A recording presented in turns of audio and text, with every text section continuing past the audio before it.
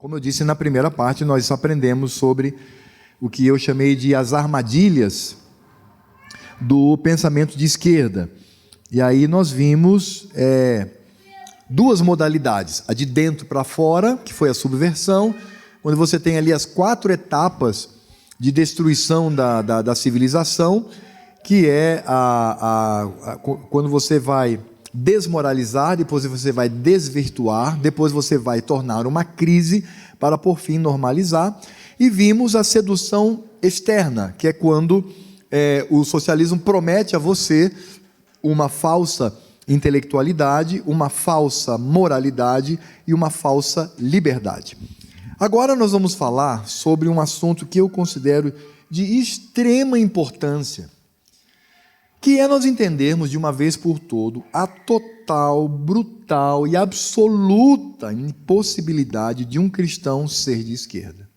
E esse talvez seja o grande desafio que temos dentro da Igreja do Senhor. E para, apenas como nós fizemos na primeira apresentação, eu gostaria de trazer o que está em Romanos, capítulo 12, versos 1 e 2, quando diz: rogo-vos, pois, irmãos, pelas misericórdias de Deus, que apresenteis o vosso corpo por sacrifício vivo, santo e agradável a Deus, que é o vosso culto racional.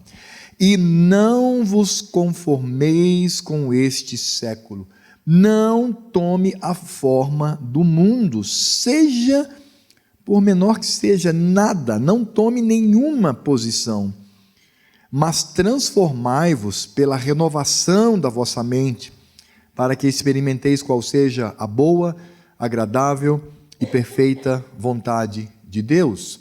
Então Paulo aqui, no momento de transição da sua epístola aos Romanos, quando ele termina toda a apresentação do Evangelho numa ortodoxia clara, apontando para o Evangelho, agora ele vai falar como os crentes deveriam viver esse Evangelho, viver essa teologia, que é o que nós chamamos de ortopraxia. Primeira parte, ortodoxia, segunda parte, ortopraxia, e na transição ele traz então esse texto, mostrando que nós não podemos conformar, tomar a forma quanto à nossa mente por aquilo que o mundo tenta imprimir no nosso coração. Uma coisa que nós precisamos entender é o seguinte: nós já começamos dentro desse assunto entendam a expressão, entre aspas, uma grande desvantagem. Porque quando nós olhamos para o Evangelho ele requer de nós 100% de fidelidade. É uma fidelidade total ao nosso Deus, à sua lei moral. Mas quando nós olhamos para o pensamento de esquerda, se você der da sua vida 2% para ele, ele está muito satisfeito. E a gente vai entender o porquê disto, porquê desse aspecto. Por isso que Paulo ele fala que nós não podemos tomar nenhuma forma, nenhum exemplo do mundo para a nossa vida. E aí então, a gente vai tratar hoje sobre esse aspecto que a gente vai chamar de essa subversão da esquerda. Essa subversão aqui é no sentido de subverter aquilo que Deus determinou. O primeiro ser a subverter a ordem de Deus foi a serpente. A serpente lá, quando foi atingir o nosso pai Adão e a nossa mãe Eva, quem que a serpente procurou para conversar e dissuadir? Foi Eva. E ali ele já subverteu, porque de fato o líder é Adão. Tanto que quando o Senhor Deus vem para o jardim, ele não chama Eva, Eva, onde estás? Mas ele chama Adão, Adão, onde estás? Porque de fato ele era o líder. Mas a serpente, que é subvertor, que tem essa capacidade de transmutar a ordem criacional, a ordem de Deus, procura a mulher. Então, de fato, nós temos no pensamento de esquerda essa subversão, e a subversão que ela vai trazer, por isso que eu disse na palestra passada que eu ia tratar sobre isso nessa palestra, que é essa imanentização do transcendente. Imanente é o que está aqui conosco, é a história, você está me vendo, eu estou vendo você, é esse mundo que nós vivemos. Transcendente é aquilo que diz respeito à habitação de Deus nos céus, diz respeito ao Senhor, às questões voltadas à nossa espiritualidade. E como eu disse, e aí, como eu já falei na primeira palestra, respondendo as perguntas, não vou me deter aqui, mas apenas lembrar que a divisão que nós temos da humanidade é a criação, queda, redenção e consumação. O que o pensamento de esquerda faz? Ele subverte isso aqui. Ele vai trazer esses elementos para o mundo. Qual foi a grande blasfêmia inicial que nós encontramos nesse tipo de pensamento? Foi arrancar a esperança da glória eterna, arrancá-la de lá e brutalmente trazê-la para a história, para esse mundo, prometendo o céu aqui, dizendo que nós podemos ter um mundo igualitário, um mundo sem classes, um mundo onde você terá uma moral, um comportamento, uma convivência elevada. Marx certa vez escreveu, e é como se perguntassem para ele o seguinte: Marx, afinal de contas, como é que vai ser o comunismo? Como é que as pessoas vão viver lá? E quando ele afirma, salvo me engano, naquele livro, a crítica que ele faz à ideologia alemã, não estou muito certo se é nesse livro, mas se a memória não estiver falhando, é ali quando ele vai dizer que no momento comunista, a pessoa vai acordar de manhã, aí vai ler jornal, aí vai dar um passeio, aí à tarde ele vai pescar, aí à noite ele vai colher, e assim ele vai fazendo tudo que dá na telha, não tem mais trabalho, não tem mais preocupação com uma produção acirrada. Então, esse é o céu que as pessoas procuram, esse céu da igualdade, o céu que John Lennon imaginou na sua música, não é? No sentido de que é um mundo onde não haverá mais guerra, não haverá mais essas questões todas, essa violência, é o mundo do pacifismo. E é importante nós entendermos que o pacifismo é uma doutrina diabólica, ela não vem do Senhor Deus. O que vem do Senhor Deus é a paz, é diferente. E a paz que nós temos de Deus é, sobretudo, a paz entre nós, ímpios, pecadores, aqueles que afrontam ao Senhor Deus, a paz nossa com o Senhor. E a partir do momento que é estabelecida por parte de Deus a minha paz com Ele, então isso vai irradiar a minha vida para que eu tenha paz com os meus irmãos. Isso é evangelho. Agora, pacifismo, aliás, toda a expressão que termina em ismo é idolatria. Então, pacifismo não vem do Senhor. Na verdade, é essa religiosidade. Então, é preciso que você entenda que o pensamento de esquerda é uma religião. E flertar com essa religião é a mesma coisa como se nós flertássemos com uma religião que adora o diabo. Tem uma religião, tem uma igreja ali, irmão, tem uma igreja ali, parece que eles veneram o inimigo e tal, é uma coisa horrorosa, puxa, que coisa. Mas sabe que eles têm umas coisas interessantes? Eles têm assim são voltados assim para a caridade, apesar de ser uma coisa do diabo, mas tem umas coisas interessantes. Eles têm preocupação com os pobres, eles têm preocupação com as minorias, eles têm assim uma inteligência interessante. Eu estou até frequentando um curso deles lá. Não, mas eu não me envolvo, né? Eu sei que eles adoram o inimigo e tal, mas eu nem me envolvo com isso. Mas eu estou lá com eles, é tão bom, eles são tão agradáveis, me recebem tão bem. O que você acha disso? Agora eu pergunto para você, o que você acha? O que você diria para esse irmão? Pois é, amados, eu estou convencido de que o mesmo ocorre com a religião pagã do esquerdismo. O problema é que as pessoas olham para o esquerdismo como um pensamento em que eu posso pensar alguns pontos e trazer. Não é. É uma estrutura satânica, diabólica, carnal, anti-Deus, anti-Cristo, anti-evangelho. E flertar é flertar com aqueles que afrontam a santidade de Deus e a glória de Cristo. Por isso que pensar em política não é algo neutro. Não, política é neutral. É como eles falam da minha religião. Olha só que ironia. Eles, quando tratam da nossa religiosidade, dizem, não, isso é um problema seu particular. O métier aqui é outro, a discussão aqui é outra. E nós fazemos o inverso para destruir mais ainda o processo. Não, política partidária é uma coisa pessoal. Aqui a gente discute teologia, né? E tal, mas política, cada um vota no que quer, apoia quem quer, se filia ao partido que quiser. É uma questão particular. Não é. Não é. É uma questão de religiosidade. Na minha labuta, no meu trabalho de pesquisa, eu trabalho História das Religiões e Religiosidades. Se você for lá no meu Lattes, está lá. Esse é o ponto, tem um grupo de pesquisa, etc. Tal. Você sabe o que eu tenho, nos últimos 6 anos, o que eu mais tenho pesquisado? Sobre aquilo que é chamado de religião política. Todas essas estruturas que são uma aberração e uma distorção do verdadeiro evangelho. No sentido de que retiramos, de fato, aquilo que pertence ao Senhor. E é claro que, nesse sentido, nós vamos descobrir que o pensamento de esquerda, e sabe, irmãos, isso é libertador do ponto de vista do Evangelho. Porque a partir do momento em que eu olho para todo e qualquer pensamento de esquerda, não como uma mera filosofia, não como uma política particular, não como algo que pode ser interessante em certas medidas, mas quando eu olho para uma religião que afronta o meu Deus, quando eu olho, por exemplo, como Mamon, como Astarte, como Baal, aí eu começo a entender. E de fato porque exige-se da pessoa fanatismo. Algumas pessoas, como Lyle Rossiter, por exemplo, que escreveu aquele livro A Mente Esquerdista, ele vai dizer que se trata de uma doença.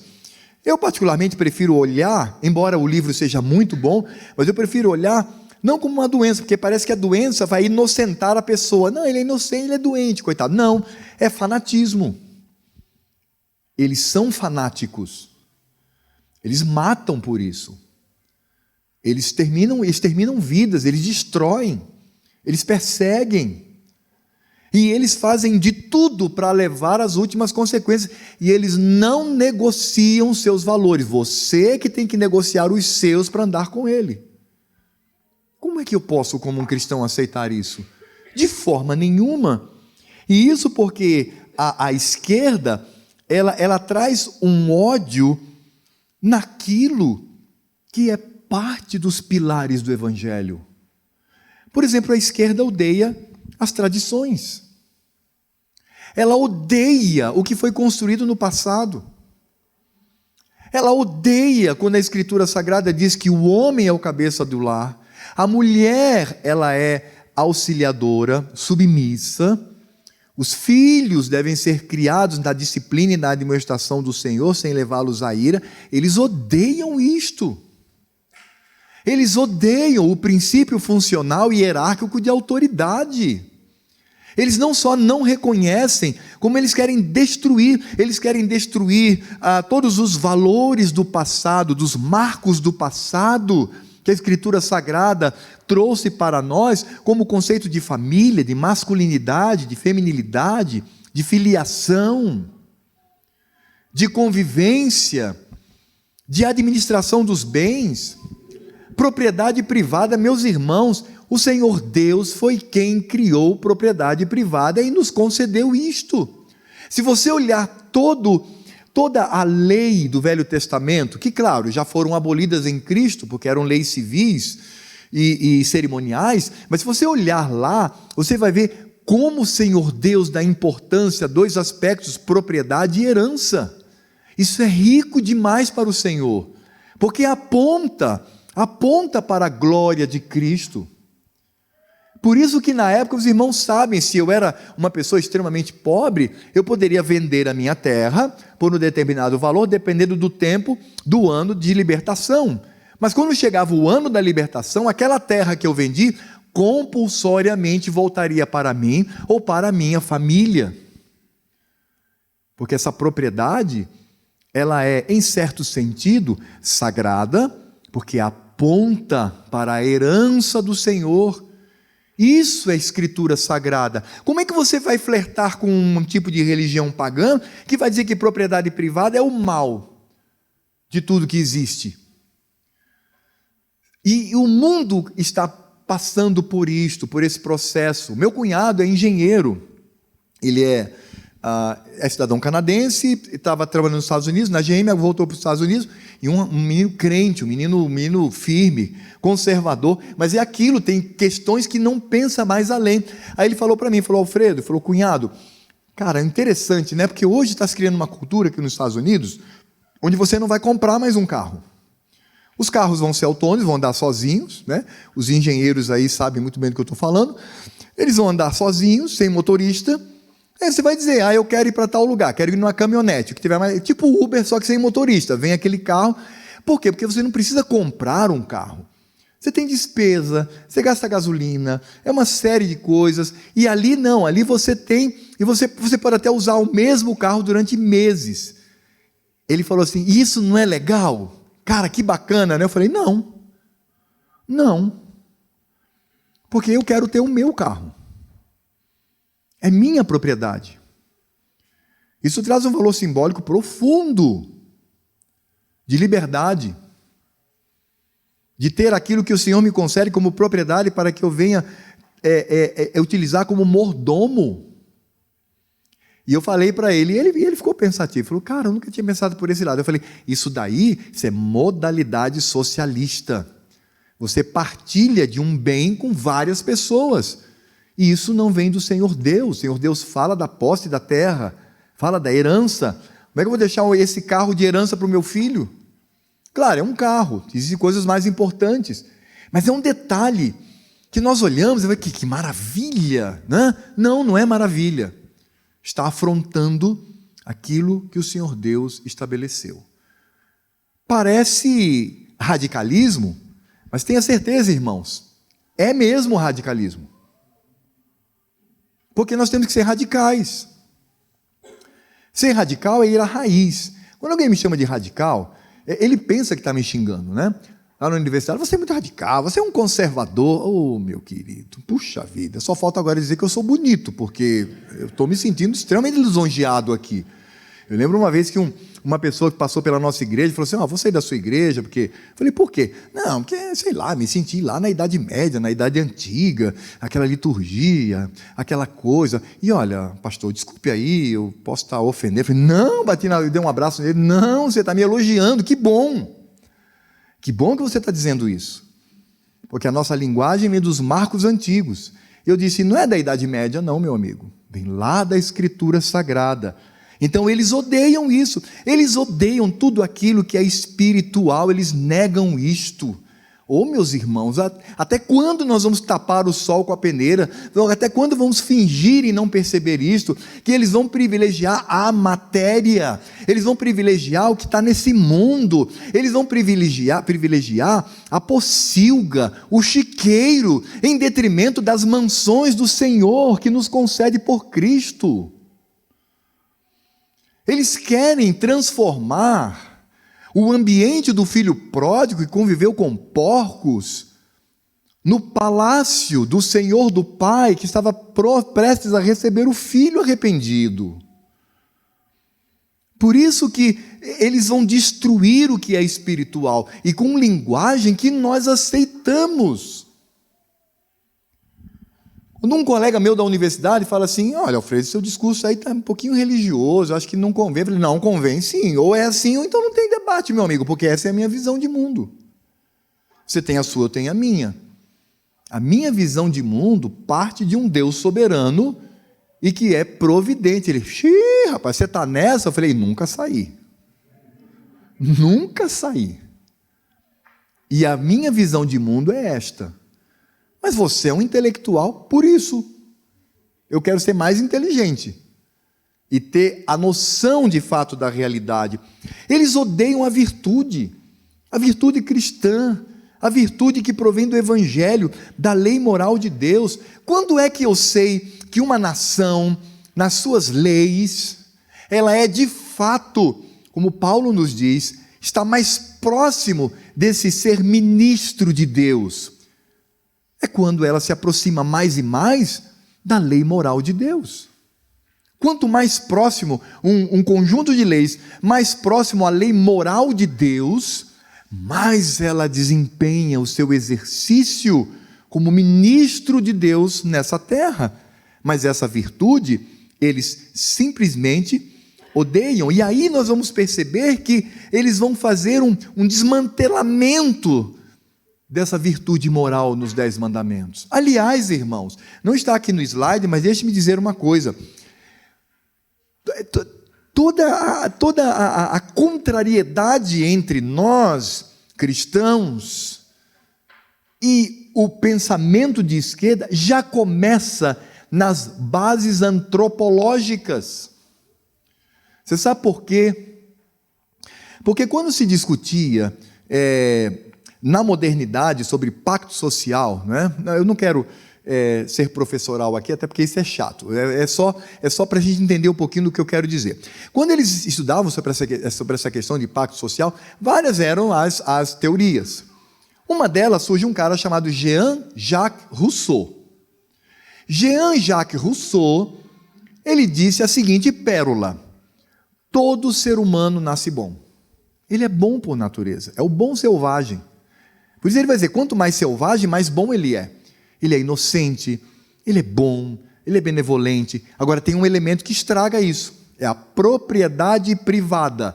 Então é a propriedade privada, é a sociedade que corrompe o sujeito. Como certa vez eu vi um cartaz da OAB local lá, apareciam uns delinquentes, né?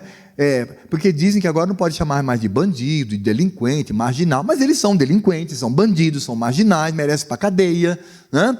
Então, lá com a cara tapada, e aí em cima diz assim, eles não nasceram assim, a sociedade os fez. Eu disse, Rousseau na veia. Agora, como é que eu vou... E veja bem, toda a estrutura do pensamento de esquerda parte dessa antropologia.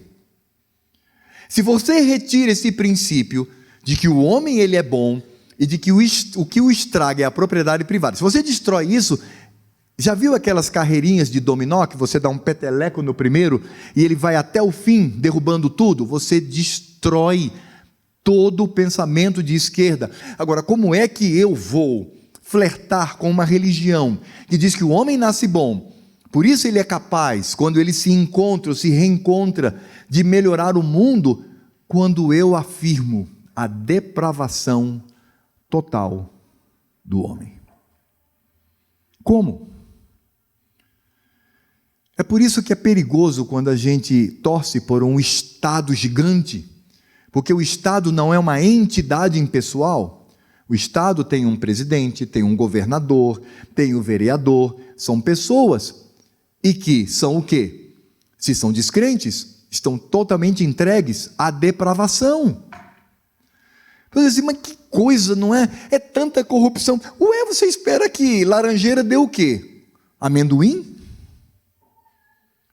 Você espera que, ao se abater um porquinho, vai comer o quê? Frango?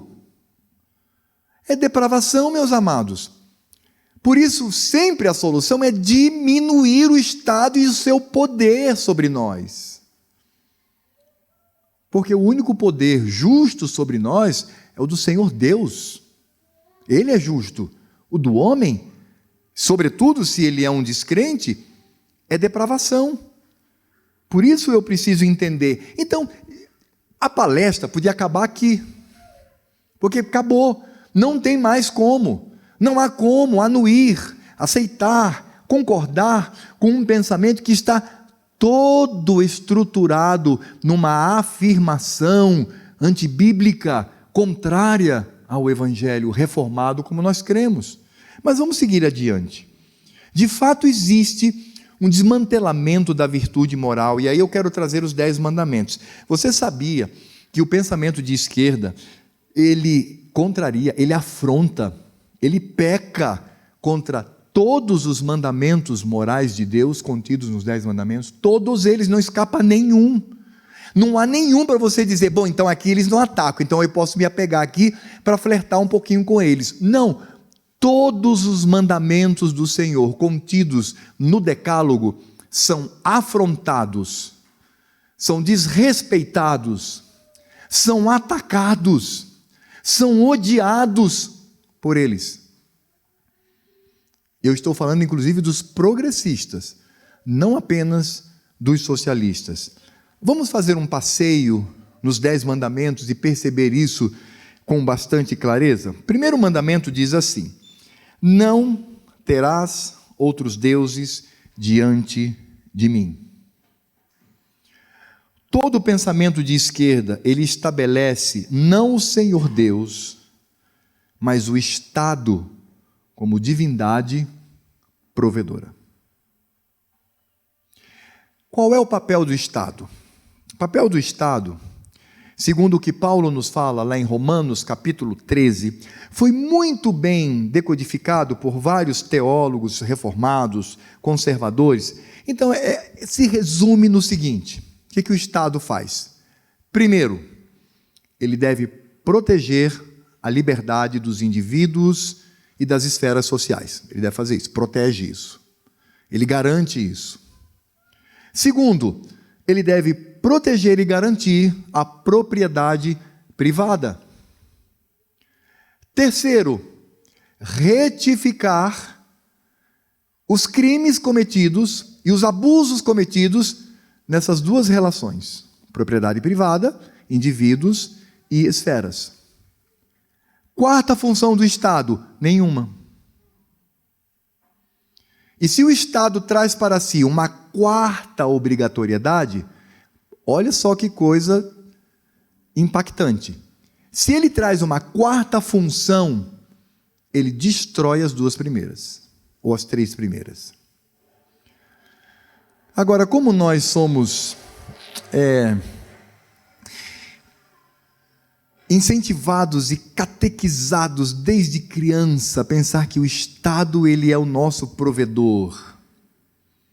Aí você vai dizer assim: não, pastor, tranquilo, eu creio que o Estado não deve nos prover educação, não deve prover saúde, não deve prover habitação. Concordo com isso, é o caos, né? Está aí o caos, então não deve prover. Meu irmão, beleza. Mas e o asfalto da frente da sua casa? Quem deve ser responsável? Se você diz assim: não, aí é o Estado. Acabou. Botou tudo a perder do que você falou. Porque não é pela Escritura Sagrada a função do Estado cuidar da sua rua. Não é função dele. Percebe que quando se usa um tipo de afirmação como esta, dá um bug. Não dá um bugzinho, né? Não, mas peraí. Mas se não é Estado, então é de quem? Aí você se sente desamparado. Não, mas e aí? Percebe? Não terás outros deuses diante de mim.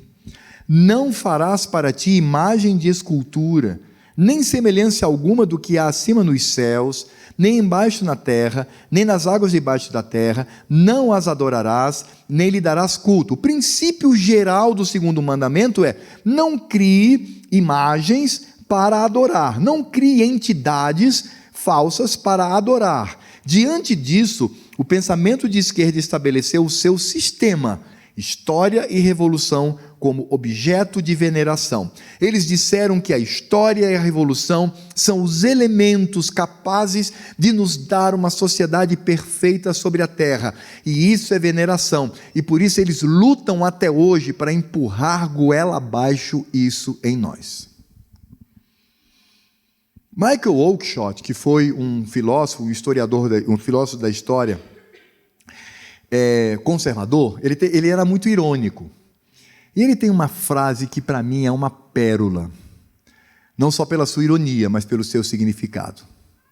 Ele disse o seguinte, abre aspas: já é chato ter que ouvir o sonho dos outros. Pior é ser obrigado a vivê-lo. Fecha aspas. Eles impõem sobre nós as suas imagens deturpadas, imagens quanto ao mundo. Lembra que eu falei da antropologia? O princípio, a base. Eles nos obrigam a pensar assim, e eles colocam isso como objeto de veneração. Tudo que eles fazem é engrandecer o Estado. É muito simples. Você qual é a visão clara da Escritura Sagrada de uma sociedade? O Senhor Deus soberano, e Ele, que é a fonte do poder, porque ninguém o teria se não fosse dado do alto. Você tem então a família, que é independente da educação, que é independente do Estado, que é independente do trabalho, que é independente de tantos outros elementos. O Senhor Deus é aquele que está sobre todo. O que a esquerda faz? Retira o Senhor e coloca o Estado. Não tomarás o nome do Senhor teu Deus em vão. Como é que eu posso me filiar a uma religião que constantemente está blasfemando contra o nome santo do meu Deus? Você tem dúvida? Proudhon, que foi um socialista utópico, ele não foi marxista não, aliás ele até debateu, até Marx discordava dele, etc. Ele foi um progressista socialista. Olha o que ele diz: a verdadeira virtude que nos faz merecer a vida eterna é lutar contra a religião. Aqui é o Evangelho, tá certo? E quando tem religião, o contexto é o Evangelho. E o próprio Deus. Pois Deus é o mal. Ou seja, Deus é a visibilidade do mal. Deus é essencialmente anticivilizado, antiliberal e anti-humano. Proudhon. Comte, ele dizia que o estágio do Evangelho é o que ele considerava como a infância mental. Então, quando nós professamos a verdadeira religião, para ele, nós estamos professando aquilo que é atrasado, aquilo que é ultrapassado, aquilo que nos desumaniza, porque nós já temos hoje a filosofia e a ciência. Voltaire, ele vai trazer a supremacia da religião chinesa. É isso mesmo que você está ouvindo. Ele vai mostrar que a cultura, a religião, a espiritualidade chinesa era infinitamente mais alta, era superior ao Evangelho. Pra vocês terem uma ideia, Voltaire tinha um quadro de Confúcio no escritório dele, onde tinha assim: Confúcio, ora pro nobis, ou seja, Confúcio, ora por nós, intercede por nós. Ele vai colocar que a antiguidade grega, a antiguidade romana, é muito mais humana do que o cristianismo, porque o cristianismo desumaniza. Agora, eu pergunto para você, como é que eu vou flertar com esse tipo de postura? Ora, aí Karl Marx eu não preciso nem falar, né? A célebre frase dele: o Evangelho é a droga, é a cachaça, é a cocaína, é a maconha do povo. Marx olhava para o Evangelho não como uma revelação suprema do nosso Deus, mas ele olhava para o Evangelho como uma parte maldita que entorpecia a mente das pessoas para que elas vivessem a opressão do patrão. Aí eu pergunto para você, eu vou estar o tempo todo perguntando para você, como é que você apoia esse tipo de postura, desse pensamento? Como é que você vota nesse tipo de candidato? Como é que você reproduz certas partes desse pensamento? Porque você pode dizer assim, não, Alfredo, mas ele tem um lado também da ação social, ele tem um lado, né? Sim, cara pálida, mas ele faz isso com um objetivo que não é a glória de Deus, nem a de Cristo, mas é a glória da sua própria religião pagã. Eu não preciso beber água num poço podre, se eu tenho fontes de água viva, se eu tenho um Deus que me ensina, me capacita e manda que eu seja misericordioso. Paulo diz, quando possível, fazei o bem a todos, principalmente aos da família da fé. Acabou, está lá, está na Escritura. Por que eu vou enaltecer Marx, Engels, Voltaire, Proudhon, Comte, Gramsci, Horkheimer, Lukács? Por que eu vou pegar essa horda de depravados e de alguma maneira defender o seu pensamento, se a Escritura Sagrada já me dá o rumo certo para isso. Bem, vamos lá. Lembra-te do dia de sábado para o santificar. Bom, Alfredo, não, aí é forçar a barra também, né? Que eu saiba, eles não têm dia, assim, um dia especial, etc. Ah, meus amados, mas aí nós precisamos entender a teologia bíblica que subjaz, que está por trás do dia do Senhor.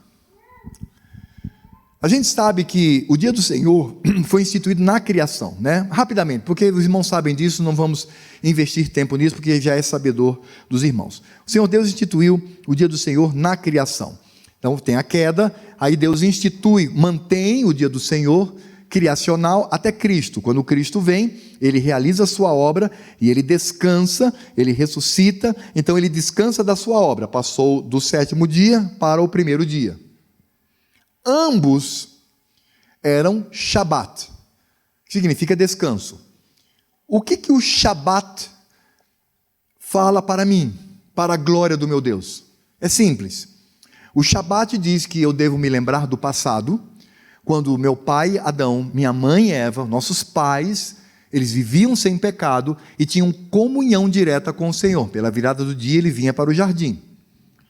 Vem a queda, mas a redenção, e aí com a redenção o Shabat agora me lembra outro aspecto maravilhoso. O dia eterno que eu terei com o meu Senhor nas bodas do Cordeiro.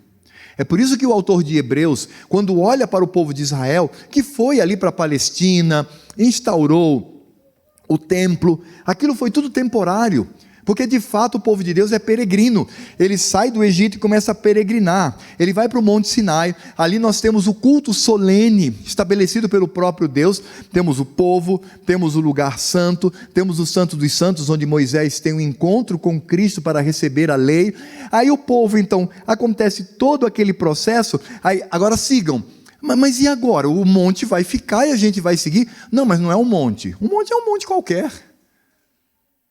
Ele se tornou especial pela presença de Deus. Então vocês vão, o monte vai acompanhá-los. Como assim? A gente vai pegar os homens e levantar a montanha e levar? Não, vocês vão fazer uma barraquinha de couro. Dessa forma, vai se chamar tabernáculo.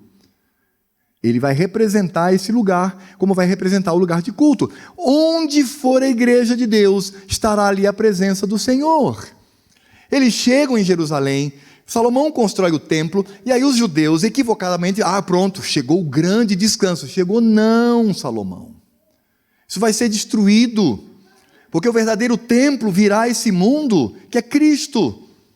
E ele será destruído e em 3 dias será soerguido como templo.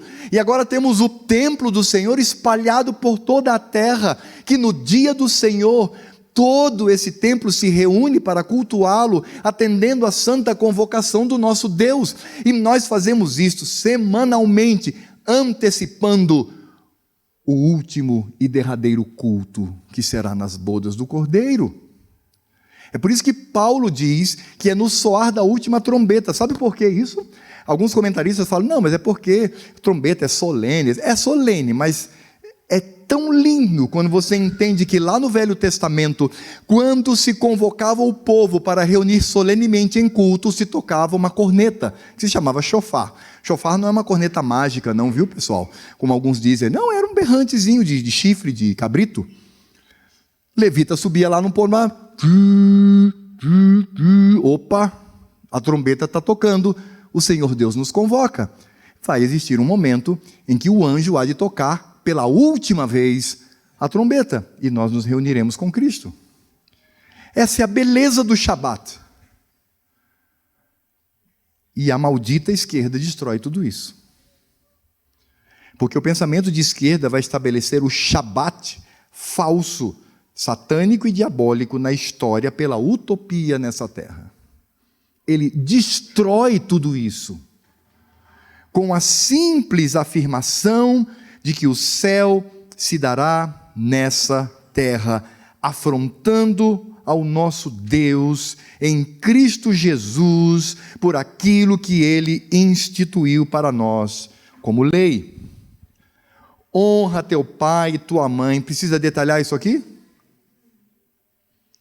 De acordo com o nosso catecismo, o pensamento de esquerda, de acordo com a visão do nosso catecismo com relação a este mandamento, o pensamento de esquerda vem afrontar aquilo que os nossos símbolos de fé trazem, porque o pensamento de esquerda incentiva o desprezo pela autoridade, o desprezo pelo subalterno, o desprezo pelos iguais. Ele vai te ensinar a rebeldia. Bonito é ser rebelde. Bonito é ser aquele que afronta, que enfrenta, que está na militância, que milita, no enfrentamento. Ô palavrinha nojenta que eles usam, né? Enfrentamento. Você tem que enfrentar e lutar contra toda e qualquer autoridade. Quem diz que ele é sua autoridade? Eles nos levam a uma posição de total rebeldia. Sexto mandamento: não matarás. Precisa dizer alguma coisa? O pensamento de esquerda, ele não apenas é assassino de almas, mas não é por aí que eu quero caminhar. O pensamento de esquerda incentiva, promove e coloca como virtude o ódio e a violência. Não é à toa que assassinou mais de 100 milhões de pessoas. Quem já ouviu falar aqui no Holodomor? Levanta a mão. Pois é. Em rápidas palavras, o Holodomor foi quando Stalin ele criou um cerco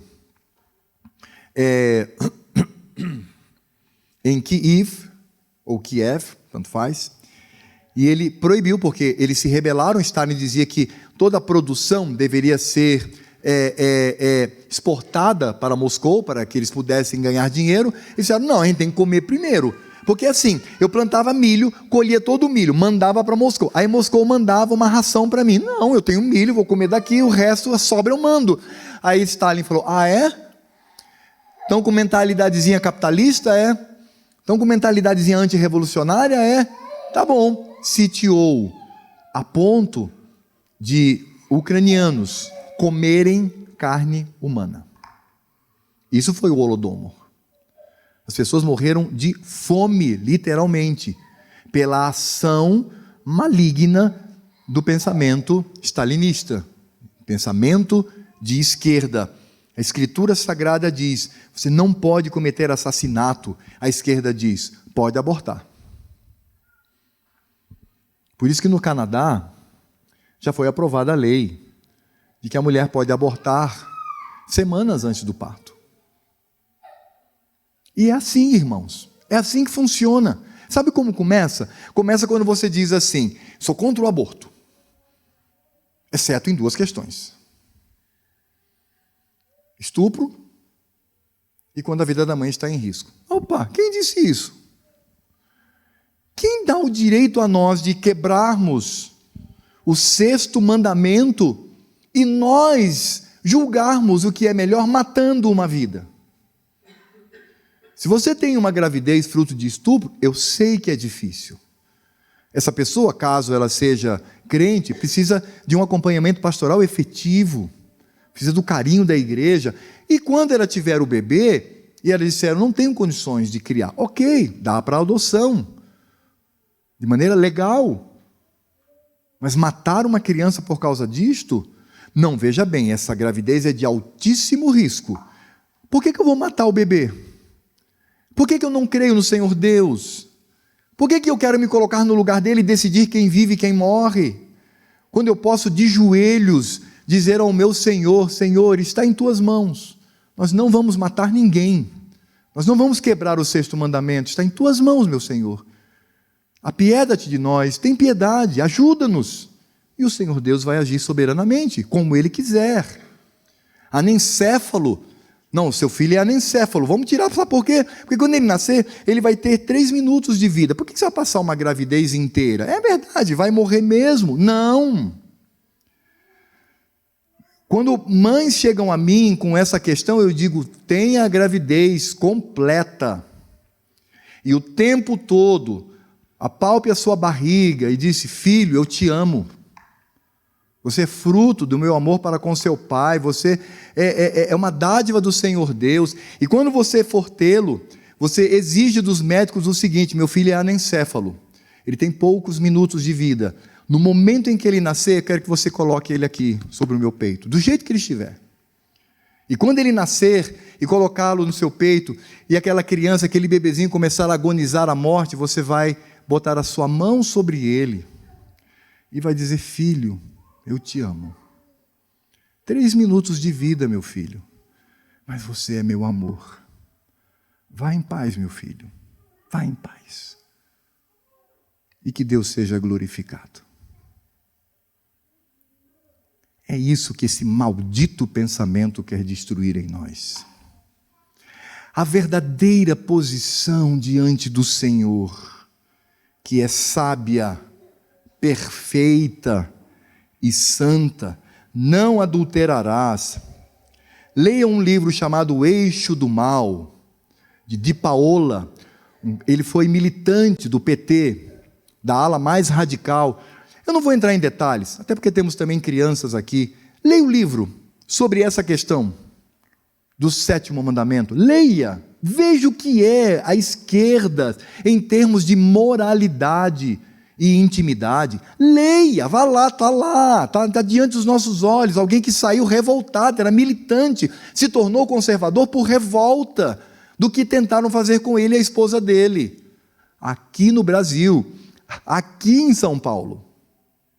Vá lá, porque o pensamento de esquerda promove a libertinagem, a destruição da pureza, a pureza do casamento, tudo destrói, todo discurso. Como é que eu vou aceitar, pensar pontos desse pensamento, quando no todo ele está destruindo a pureza daquilo que o Senhor Deus estabeleceu para nós, como seu povo?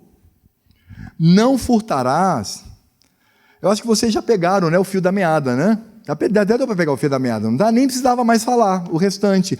Não furtarás. O pensamento de esquerda enaltece e legitima o roubo da propriedade privada. Eu faço parte do MST, um grupo terrorista. Ele invade, toma e ninguém tasca. Pelo contrário, tem ministro do STF que quando tem entrevista com o pessoal do MST, ele se emociona. De fato, vocês são... É isso, irmãos. É o progressismo. É o esquerdismo. Quem é enaltecido? Princesa Isabel ou zumbi? Parou para pensar nisso? Quem é enaltecido? Dom Pedro I ou sei lá quem? Lampião. Veja quem a história da esquerda vai enaltecer. Vai enaltecer os bandidos, os facínoras, os assassinos. Eles são enaltecidos, em detrimento de homens e mulheres que ao longo da história trouxeram debaixo da providência de Deus a contribuição positiva para a nossa nação. Não dirás falso testemunho contra o teu próximo. É porque o pensamento de esquerda, todo ele é verdade, né, irmãos? Tudo que eles dizem é verdade absoluta. Quando eles dizem que o socialismo é a solução para as nações, a gente pode ver isso na história. Desde 1917, está aí, maravilha. Venezuela, irmãos, eu moro ao lado da Venezuela, isso quando eu passei a me entender como gente, né? Desde 1990, quando assumi a igreja lá. Irmãos, Venezuela era o paraíso, porque era um país rico, barato e suntuoso. Ele é muito lindo, assim, a diversidade que tem lá. Quando nós íamos para lá, trocava real por bolívar, a gente virava milionário da noite para o dia. Era um negócio fantástico. Eu ficava em hotel 4 estrelas, tudo, e pobretão ali, mas, sabe? Eu entrei com o meu carro, era um EcoSport, eu fui até Caracas, 2.000 quilômetros. Fui até Merida, né, que fica nos Andes, fui de carro. Levei tudo isso, 32 dias, depois passei pelo Caribe. Mas, meus irmãos, é vida de rei. Sabe quanto eu gastei de gasolina em 32 dias, usando gasolina sem chumbo? Vamos lá, gastei R$22. Isso era Venezuela. Veja o que é hoje. Então, quando você olha essa mentira de um sistema que destrói nações, O pensamento de esquerda estabelece a quebra daquilo que denomina de legalidade burguesa. Então, essa legalidade que existe, que eles chamam de legalidade burguesa, eles querem destruir isso, destruindo nações, famílias. Ele quer destruir sua família, quer destruir a sua sexualidade, ele quer destruir os seus valores, ele quer destruir tudo que existe em você em termos de virtude de Deus e do Evangelho, por meio de mentiras. E é isso que fazem os seus professores jovens de história, de geografia, de biologia, com raríssimas exceções. É isso, quando você vê o seu professorzinho de história entrar com... Bom, também nem posso falar de usar de sandália, porque eu também estou com uma aqui, né? Mas...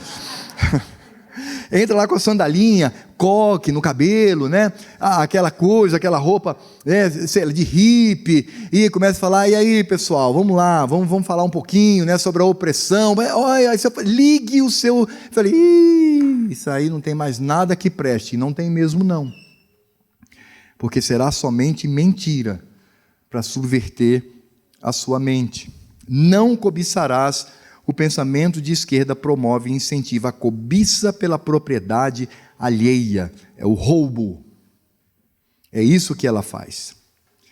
Agora, irmãos, quando nós olhamos para tudo isto, a gente vai perceber que dentro das igrejas existem os socialistas. E há 4 modalidades de socialistas dentro da igreja presbiteriana do Brasil. Não estou falando de católico, ou mesmo nossos irmãos batistas, né? Assembleia de Deus. Não, falando da nossa. Existem 4 modalidades de socialistas dentro da igreja presbiteriana do Brasil. Primeiro, são os socialistas convictos. Eles defendem abertamente o sistema de esquerda. Eles sabem disso, eles são mau caráter. Eles defendem, sabem o que é, e não estão nem aí. Eles acham que o pensamento de esquerda é superior ao pensamento da Escritura Sagrada, como eu ouvi de um pastor da IPI dizendo, não, se você vai aconselhar uma pessoa, não tem que usar mais a Bíblia está ultrapassada, tem que usar a Freud. Foi isso que ele disse. Pois é, eu vi alguém falar, nossa, mas é isso, irmãos. Não brinque, não. Eles são mau caráter mesmo, eles sabem do que estão falando e o que querem dentro da igreja. Mas existem também os socialistas nécios. Quem são os socialistas nécios? São aqueles membros de igrejas iludidos que imaginam estar do lado certo da vida. Mas espera aí, olha só a pobreza, olha só a miséria. A gente tem que ter um governo que crie um Estado com políticas públicas para ajudar. Oh, meu amado e querido, quase irmão, será que você não parou para pensar no que você está dizendo e defendendo? Você está sendo pragmático. Você esquece que o Evangelho tem a resposta para tudo em termos de necessidade humana, e a principal, que é a vida espiritual e a salvação, e a compreensão do Evangelho. Mas esses nécios, eles acham que devem estar do lado certo da vida, e devem fazer voto por auxiliar os pobres. Ok, pode fazer, mas não pelo viés da esquerda, faça pelo Evangelho. Se você quer fazer isso, Cristo já dá a solução. Vá, venda todos os seus bens e dê aos pobres. Isso foi dito pelo Senhor. Ok, você quer vivenciar por esse lado? Faça isto para a glória do Senhor. Mas existem também dentro das igrejas, além dos convictos e nécios, e esse grupo aqui, principalmente, promovido pelos meus colegas pastores, presbíteros, é um dos mais perigosos que existe, é o socialista passivo. Sabe aquela pessoa que diz assim, eu sou neutro. Pastor, reverendo Eduardo é petista doente, está cooptando todo mundo para votar no candidato, pastor fala, não, isso é coisa dele. Isso é coisa dele. Isso, eu não vou me meter. Não vou me meter nisso. Isso não é assunto meu. Meu assunto é teologia, é a pregação. Eu não vou me meter. Nesse ponto é neutro. Cada um vota conforme a sua consciência, se filiar ao partido que quer, irmãos. E como disse o reverendo Eduardo, está gravando e eu vou repetir. Isso é extremamente perigoso dentro da igreja. Sabe por quê? Porque a pessoa que, de maneira nécia, diz que é neutro, ele favorece o inimigo do Evangelho. Ele favorece os inimigos do Evangelho, fazendo com que crentes pequem. Vou repetir. Com que crentes pequem, se tornando conivente, parceiros e apoiadores, por meio do seu voto, a grupos que são satânicos, carnais e anticristo. Isso é sério. Mas existem também os socialistas funcionais. Esse aqui é dureza. Porque o convicto e o nécio, eles defendem. O passivo, ele acha que é neutro. Mas o funcional, ele acha que é contra. É o camarada que você diz assim, e aí, cara, esquerda aí? Não, conversa, rapaz, não quero nem saber disso. Não, sou direita, sou conservador, os princípios, é família, não tem nada disso não. Cara, tem certeza? Tenho sim. E a minha irmã? Não, eu também. Eu sou conservadora. Eu sou do Evangelho. Esse pensamento eu ouvi lá aquele pastor, um magricela lá do norte, até esqueci o nome dele, um barbudo, que ele disse que é do diabo, aquilo me tocou muito. Não quero nem saber. Pois é, que bom, né? Como vai a criação dos seus filhos? Ah, tá, de vento em polpa. Como é que vai a criação da Mariana? Ah, tá bem, pastor. Nossa, ela está terminando o curso de Direito, está fazendo um concurso, vai ser juíza, e nós temos fé no Senhor Deus que ela terá uma carreira brilhante na vida. Tá, ok. Mas, paralelo a isso, vocês ensinaram para ela a prioridade que ela tem diante do Senhor? Ué, mas a prioridade dela não é essa? Não. A prioridade dela é ser doméstica. Prioridade. A prioridade dela. Não é exclusividade, é prioridade. Você tem ensinado a ela a fazer bolo, passar roupa, cozinhar, cuidar da casa, cuidar dos filhos? Não, ai pastor, é uma coisa tão engraçada. A minha filha é um desastre, não sabe cozinhar, não sabe nada, mas ela terá uma carreira brilhante. Pois é, irmãos, isso é ser socialista funcional. Porque você está defendendo princípios que afrontam aquilo que o Senhor Deus determinou. Você está simplesmente fazendo com que... E aí, vocês estão pensando em ter filhos? Não vamos ter nenhum filho. Só nós dois aqui. É isso. Quando uma irmã, por exemplo, diz assim, não, a gente tem que ser igualitarista, são outros tempos. Eu vi isso nesse Supremo Concílio, alguns sabem aqui da minha comissão, e veio um figurão da IPB para conversar comigo, me chamou no canto, cara, vamos conversar aqui antes de você entrar com esse documento. Alfredo, hoje são outros dias, né? Mudou. Quando Paulo escreveu aquilo, foi lá naquela época e tal. Socialista funcional, a igreja está cheia disto. Quando crentes na igreja acham que o Estado deve dar saúde, deve cuidar do asfalto, deve, sei lá.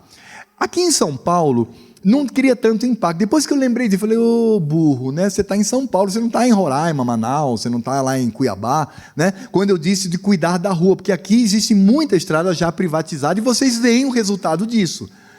Mas para nós lá, pensar isso é um absurdo. Não, tem que cuidar. Não, o Estado ele tem que de alguma maneira interferir para que não haja abuso e tal. Eu sou um socialista funcional. Critica, mas defende algumas de suas pautas, achando que aquilo é inofensivo e que nem pertence ao pensamento de esquerda. Lembra quando eu disse no início? Os esquerdistas não querem 100% da sua vida. Basta 10%. E certamente você vai auxiliar e muito. Concluindo, amados, vamos pensar aqui em alguns pontos. Primeiro, o pensamento de esquerda não é apenas mais uma teoria ao lado de outras.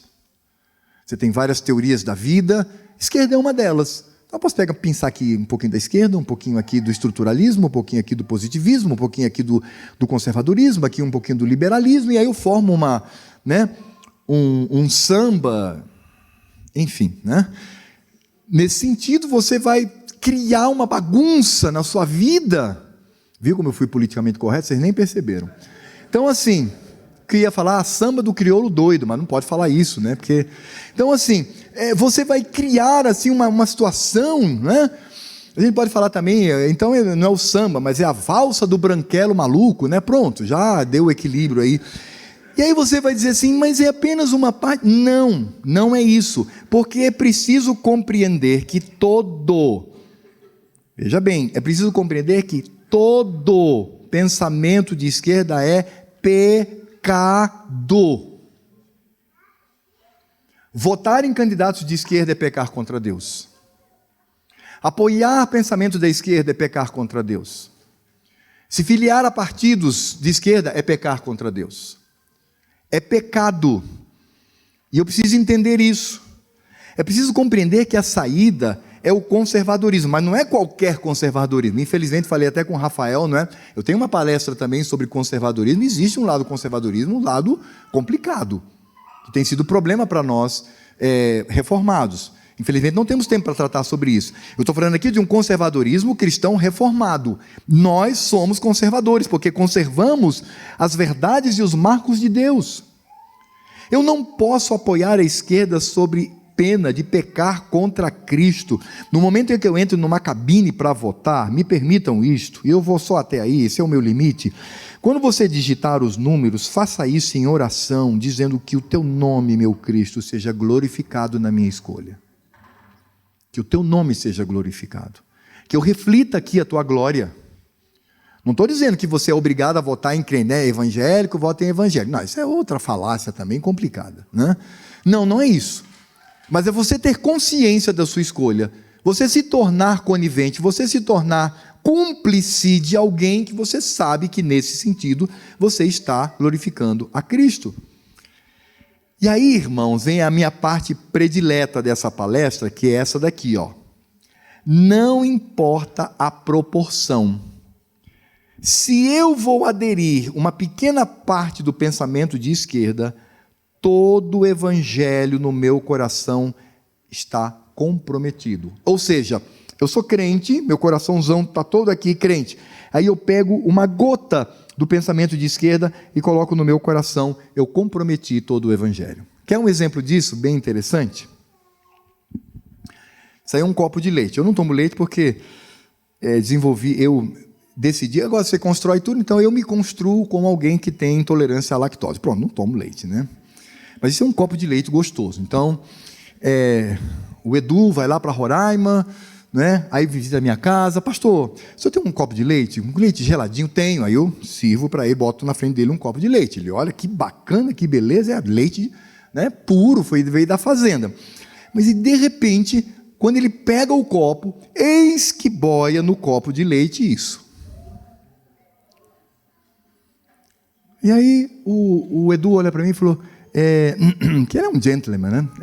Pastor Alfredo, eu acho que tem uma coisinha errada nesse leite aqui. Aí o que foi? Aí eu olho, rapaz, aí eu meto o meu dedão lá de pinça, né? E pego a famigerada aí, que as mulheres amam, pego, ainda dou uma pingada, porque eu não quero desperdiçar leite, né, Edu? Né? Edu? Tem que economizar, né? Pera aí, Edu, deixa eu aproveitar um pouco desse leite aqui, pronto, joga fora. Pronto.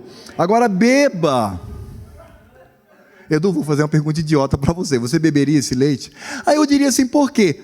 Pastor, não me leve a mal, mas tinha uma barata aí dentro. Eu falei, cara, esse copo são 300 ml. Essa barata não chega a 0,02 ml. É uma quantidade tão pequenininha, e eu já tirei. Ele vai dizer, não, ela é bem menor, mas ela foi capaz de contaminar todo o leite. Eu quero dizer para você, irmãos, pastoralmente, com temor e tremor no meu coração, quando você flerta com a esquerda, seja em que nível for, essa esquerda é como esse bicho asqueroso no seu coração. Sabe por quê? Porque não tem outra. Quando houver um embate entre o princípio do evangelho e o pensamento de esquerda, saiba disto. Você, consciente, inconsciente, funcionalmente, seja como for, você vai relativizar a Escritura Sagrada para defender o pensamento de esquerda. Porque o pensamento de esquerda ele não pode ser visto como um mosaico que você pega partes, ele é um todo. Se você apoia um ponto, você está ajudando todo o processo. Por isso que haja entre nós, não é? Coloca lá o segundo slide, por favor. Tira lá, bota o segundo slide, por gentileza. Sou eu aqui ou é você lá? O segundo slide, o segundo. Desse aqui. Aí. Vamos falar juntos?